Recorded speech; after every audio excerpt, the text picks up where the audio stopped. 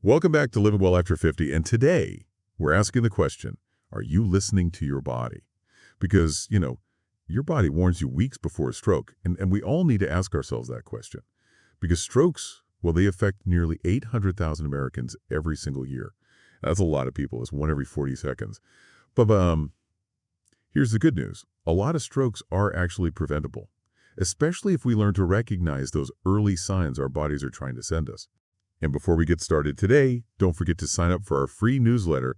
You'll find even more insights there on living your best life after 50. That's right. Knowledge is power, especially when it comes to our health. And, especially as we get older, we got to navigate the terrain of life after 50, and being informed is key. Okay, so let's dive into this. I always thought strokes kind of just happened out of the blue. But it turns out our bodies actually give us clues weeks before a major event. It's like they're trying to tell us to pay attention, that something's not quite right. But are we listening to those whispers? That is the question, isn't it? We often just dismiss these subtle signs. We just think it's stress, or getting older, or just needing more sleep. But what if those seemingly minor issues are actually our bodies trying to warn us? That's a little unnerving to think about. Can you give us some examples of what those might sound like? Absolutely. So one of the most important things to watch out for is persistently elevated blood pressure. A lot of people think high blood pressure just means feeling stressed or having a headache once in a while. But even slightly elevated blood pressure over time can significantly increase your risk of having a stroke. Yeah, got to get those blood pressure readings checked, right? But what's going on inside our bodies when our blood pressure is chronically high? Well, think of your arteries like a garden hose. If the water pressure is consistently too high, it's going to weaken the hose over time. It makes it more prone to leaks or even bursting. Okay, that makes sense. So chronic high blood pressure is putting constant stress on our blood vessels. Exactly. And that damage can lead to two different types of stroke, ischemic strokes and hemorrhagic strokes. Ischemic strokes are caused by a blockage, and hemorrhagic strokes are caused by bleeding in the brain. Both are serious and can have life-changing consequences.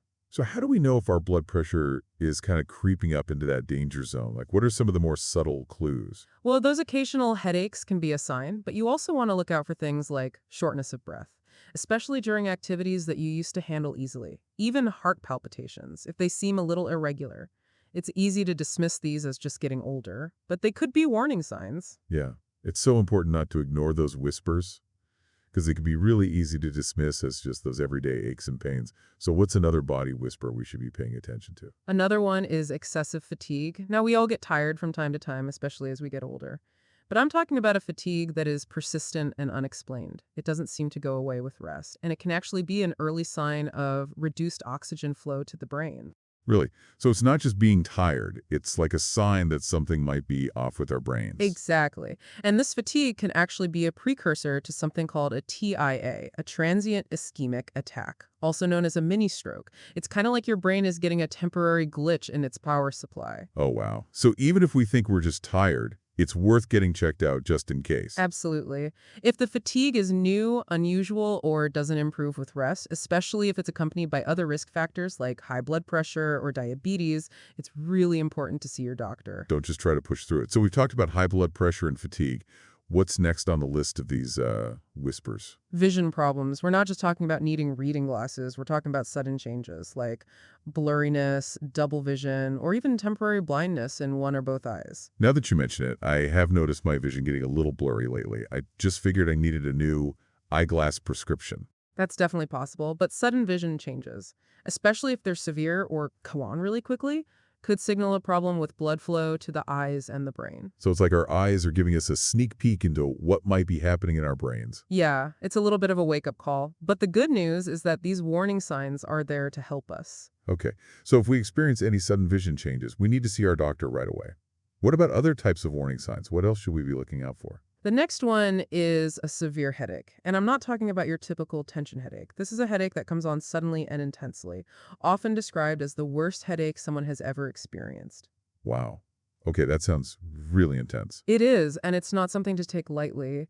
This kind of severe headache could be a sign of a hemorrhagic stroke or even a brain aneurysm. Imagine a pain so intense that it feels like a bolt of lightning to your head. So sometimes it can even radiate down to your neck and face. Yeah, that sounds like a call 911 situation. Are there any other signs that might go along with this kind of a headache? Yeah, you might also experience nausea, vomiting, or extreme sensitivity to light. If any of these occur along with that sudden, severe headache, don't wait. Seek immediate medical attention. Got it. Severe headache, call 911, no questions asked. What about the next body whisper? Another classic sign of a potential stroke is numbness or weakness your arms or legs.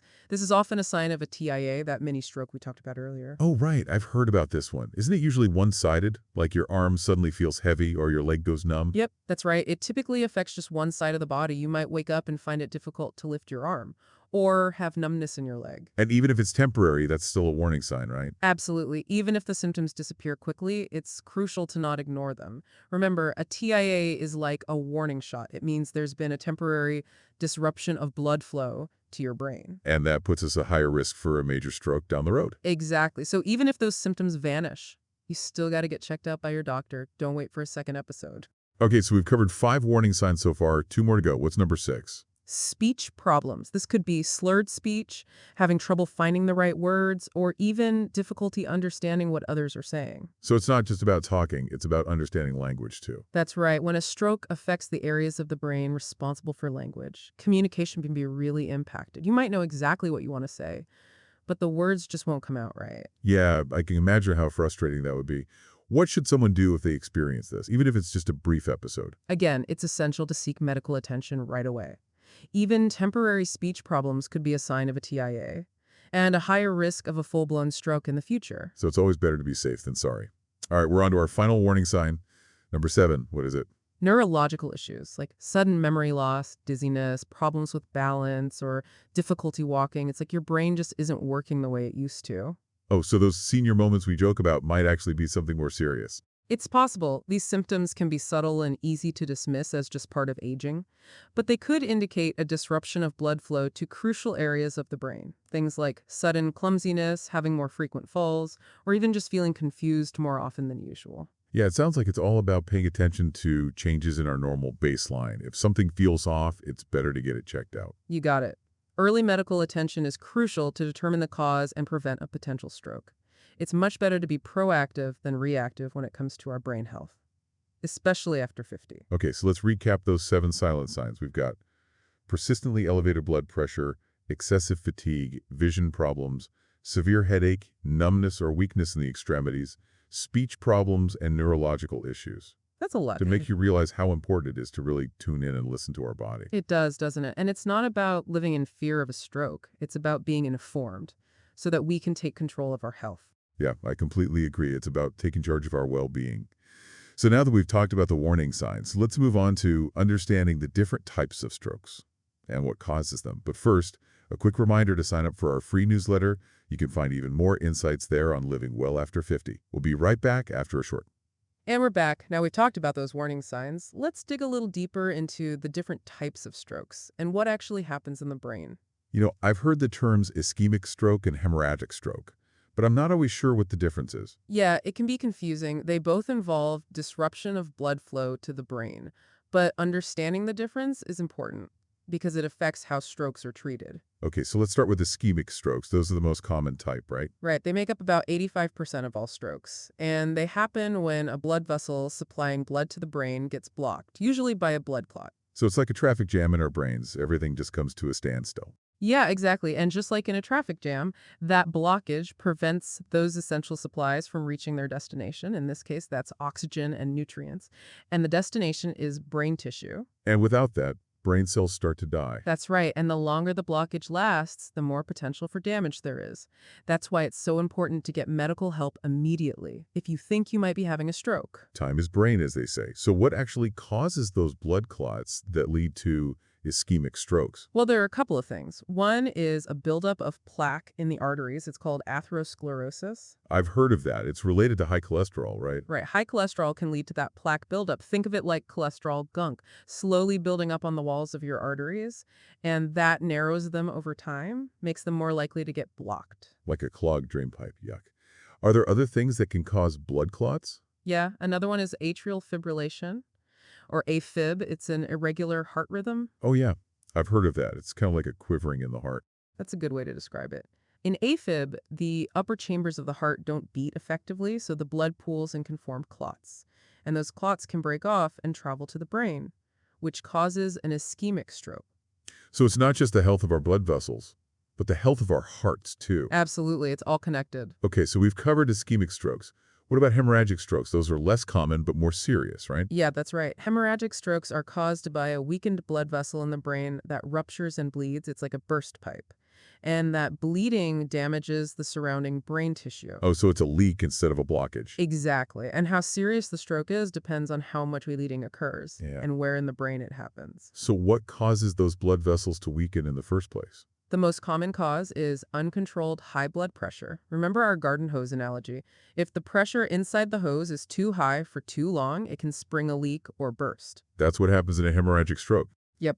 High blood pressure just puts so much stress on those blood vessels, and over time it weakens their walls, which makes them more likely to rupture. This is really making it clear to me how strokes happen. Are there any other causes of hemorrhagic strokes besides high blood pressure? Yeah, some other causes include brain aneurysms, which are weak spots in the blood vessel walls, and they bulge out and can rupture. And sometimes head trauma can cause a hemorrhagic stroke. So we've talked about the types of strokes and those warning signs. Is there anything we can do to reduce our risk of having a stroke?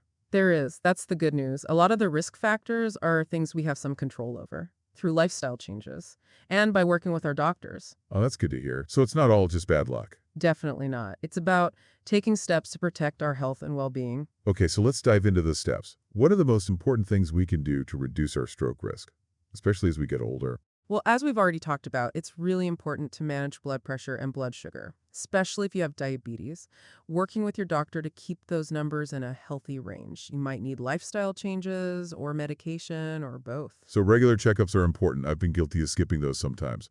But hearing all this really makes me realize how important those visits can be. Oh, absolutely. It's like taking your car in for maintenance. You catch those small issues before they become big problems. Right, that's a great way to put it. What about other things? What about diet and exercise? Well, maintaining a healthy weight is important. Extra weight puts strain on your heart and blood vessels, and that increases the risk of high blood pressure, diabetes, and high cholesterol.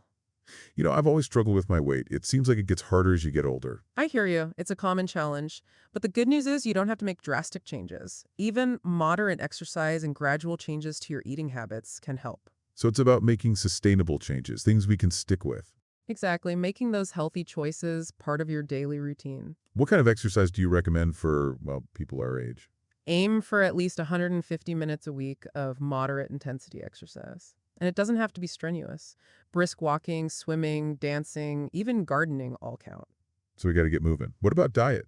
Focus on a diet rich in fruits, vegetables, whole grains, and lean protein. So the usual suspects, but is there anything new out there in the world of healthy eating? Like any exciting breakthroughs? Well, the fundamentals stay the same, but if you're looking for something specific, you might look into the DASH diet or the Mediterranean diet. I've heard good things about those. They're not about restricting yourself, it's about shifting your eating patterns to include more whole, unprocessed foods. So we've got blood pressure management, exercise, diet. What else? Two other big ones are quitting smoking and managing stress. We all know smoking is bad for us, but it's especially bad when it comes to stroke risk. Smoking damages blood vessels, increases clot risk, and makes it harder for your body to repair itself. So quitting is really important. What about stress? Well, when we're stressed, our bodies go into fight or flight mode and release hormones that raise our blood pressure and heart rate. If that happens too often, it can damage our blood vessels. So finding ways to manage stress is as important as managing weight and blood pressure. Exactly. There are lots of great ways to manage stress. Mindfulness, meditation, yoga, spending time in nature. Find what works for you. So it's about taking care of our mental health, too. Right. And finally, make sure you're getting enough sleep. Aim for 7 to 9 hours each night. Oh, that's a tough one. I know it can be hard, but sleep is so important. It helps our bodies repair, reduces stress, and supports brain function. Okay, so to recap, manage blood pressure and blood sugar, maintain a healthy weight, eat a good diet, quit smoking, manage stress, get enough sleep, and see your doctor regularly. That's a great summary. It's all about taking charge of our health, right? You got it. We have more power than we think. I love that. It's about appreciating this stage of life, but also taking steps to protect our health so we can enjoy it. Exactly. It's about living well, not just surviving. Well said. This has been another great deep dive into living well after 50. Thanks for joining us today. We'll wrap things up in part 3. Coming up next, we're back for our final part of our deep dive on stroke prevention.